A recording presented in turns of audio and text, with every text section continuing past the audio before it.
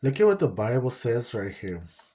It says in Job chapter 36, verse 26, it says, Behold, God is great, and we do not know him, nor can the number of his years be discovered.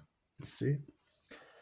For he draws up drops of water, which distill as rain from the mist, which the clouds drop down, and pour abundantly on men. Indeed, can anyone understand the spreading of clouds, the thunder from his canopy? Look, he scatters his light upon it, and covers the depths of the sea.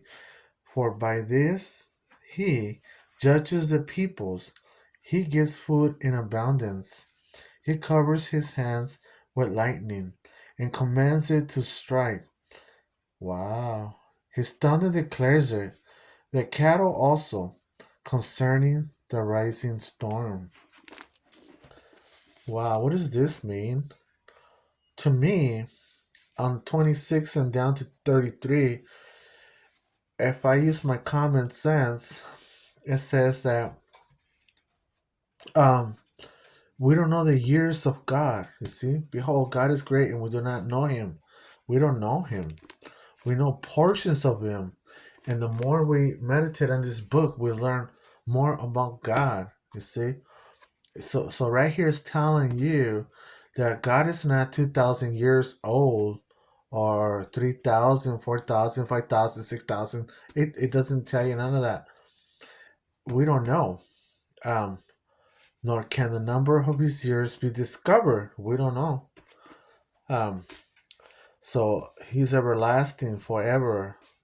Before anything, he's the first, the Alpha and Omega. He's everything. So when someone's trying to put a place instead of him, I don't know.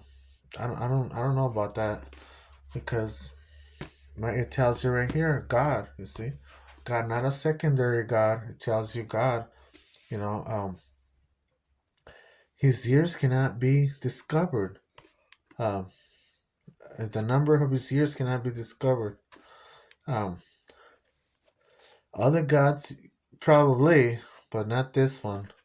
Um, his number declares it. His thunder declares it. The cattle also concerning the rising storm. Look, he scatters his light upon it and covers the depths of the sea.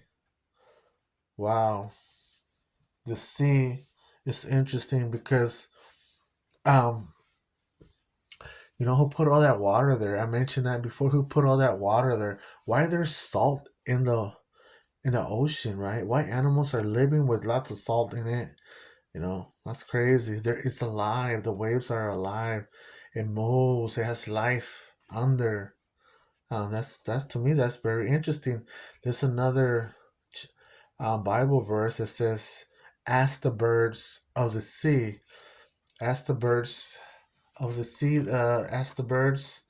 Ask ask the animals, and they will teach you." You see, what does that really mean? According to my own personal understanding, what that means to me, ask the animal. So you ask the animal, right? You look at the animal, right? Um, and you see the birds of the heavens or whatever. You meditate on them, on their peaks, their nose, and everything. You know, um, it cannot it has to be a designer. You see, it has to be a designer of me and everything that we see, animals, everything. It's there's a God out there. He's too great. He's too great. And if we were to see like more of him, we'll be so shocked, full of fear, you know that we wanna do everything so right and perfectly. So God doesn't want us to fear; He just wants us to love Him. So, um, wow. So it's interesting. An invincible God can create visible things, you see. And at the same time, he cannot be seen, you see. That's amazing. All right.